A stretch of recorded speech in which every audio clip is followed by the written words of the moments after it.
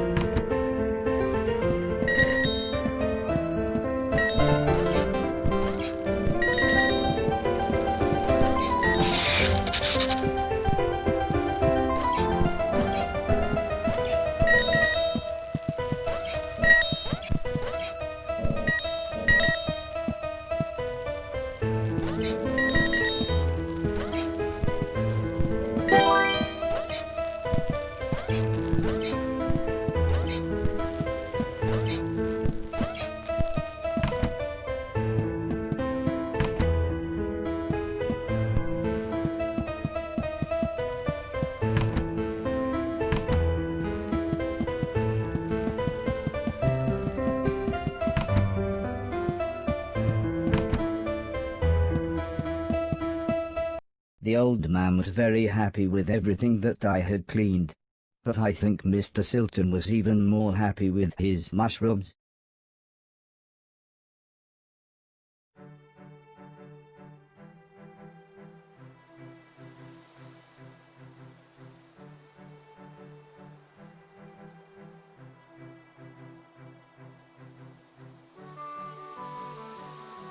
It wasn't the days getting shorter, or the evenings getting colder. It was the falling leaves that really made me feel sad. As we watched the trees blowing in the breeze, the old lady said, "The leaves must fall before the blossom comes." She had already explained the seasons to me, so for once, I actually understood. But it didn't make me feel any better. The old lady obviously had enough of my moping, and said, "Right, next week we're going to have a party." For some reason she insisted that we were all going to wear costumes. Heather was very excited and said, "I've got some perfect ideas."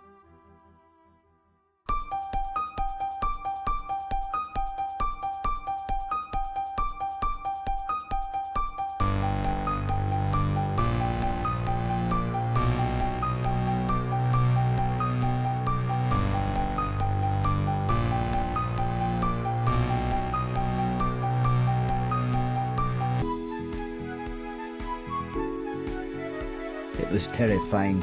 Everyone was dressed like someone else. I think I was meant to be some kind of pumpkin, as everyone kept shouting, "It's the Great Pumpkin." Still, at least Mr. Silton was having fun telling everyone his joke.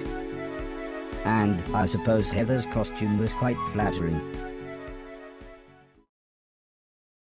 After what seemed like forever, everybody left, and things got back to normal. Heather was allowed to watch a scary film before she went to bed, but I had to help Alice and Mr. Deck clean up. I wasn't happy about this, but the old man said if I was quick, then I could watch the end of the film with them. Alice was vacuuming, and Mr. Deck was taking down the decorations, so I thought I should clean up the plates and glasses.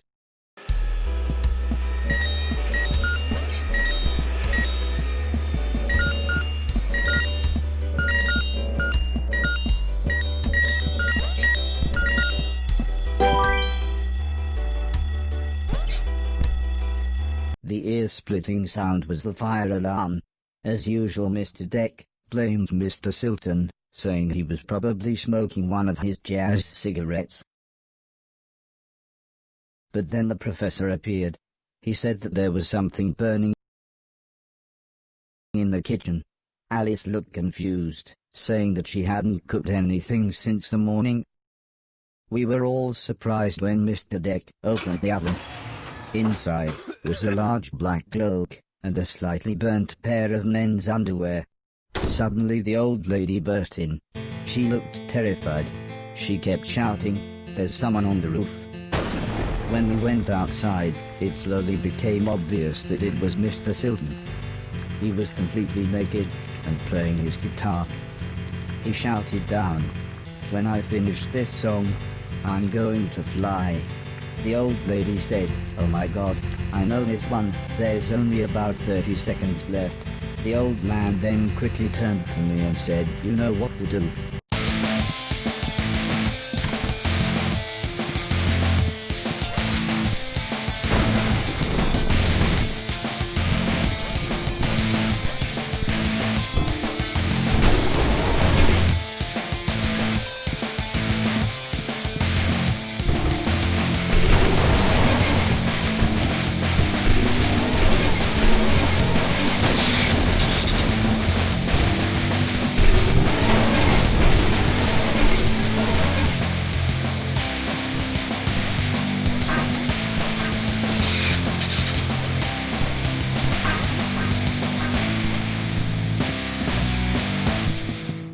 By the time I had made it up to the roof, Mr. Silton was beside the edge. I tried to calm him down, but he was acting even more bizarre than usual.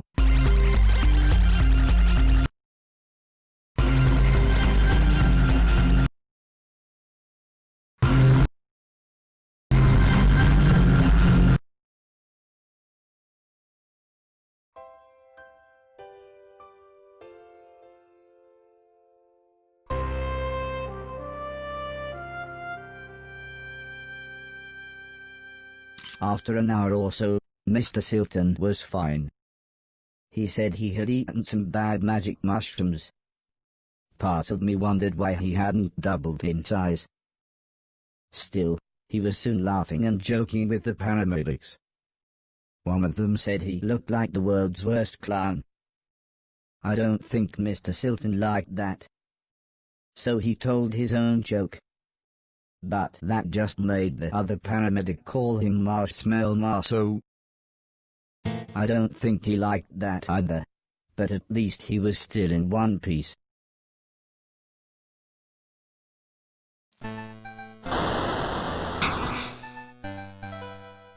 A month or so later, Heather and I were playing video games, when the old man said he wanted me to come outside. He said it had been a year since I had arrived, so he had a present for me. He placed the teddy bear high up on a wooden platform. He then told me I should try to pick it up.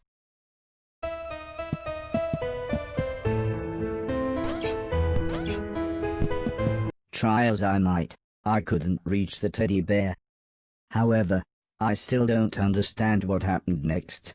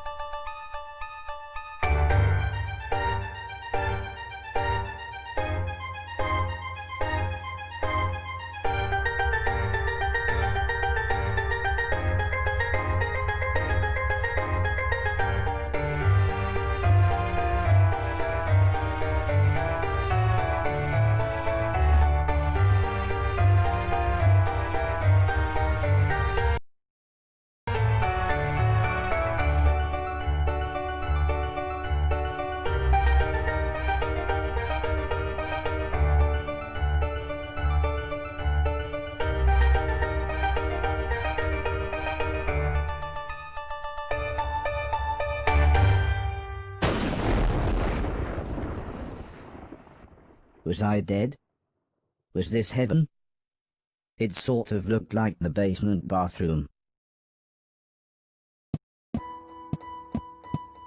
It was the shoes the old man was going to give me.